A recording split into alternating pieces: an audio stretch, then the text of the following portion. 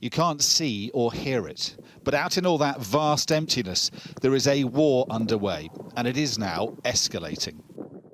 On Jordan's borders with Iraq and Syria, US-based Tower 22 is the epicentre of rising tensions, after 3 American soldiers were killed in a drone attack blamed on Iranian-backed militia.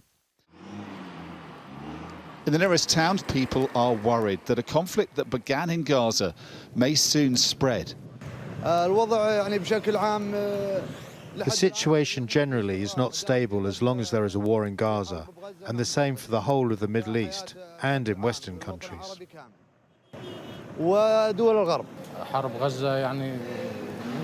The Gaza war is unfair. It's killing children, killing women, and there's no justice. We'd lose everything. We'd lose hope if the war spreads across the region. We're about as close as we can get to Tower 22 here, given that it is a closed military zone. But across the deserts of Jordan, Syria and Iraq, there are many such American bases that have come under increasing number of attacks since the beginning of the Gaza war by Iranian-backed militia. Joe Biden's challenge is to take action that is strong enough to deter any more of those attacks, but not so severe that it tips the region into a much bigger war. US reprisals now seem imminent, after President Biden was asked, has he decided how he'll respond to the attack? Yes. And he was asked, does he hold Iran responsible?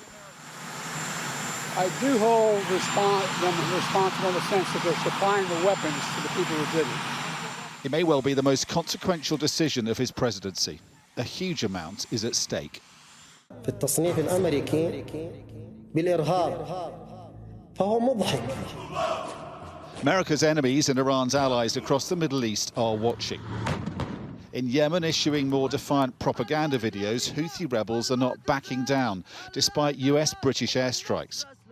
And Lebanon's Iranian-backed Hezbollah militia keep up their dangerous brinkmanship with Israel. Experts say the danger is America's response only encourages its enemies to up the ante too.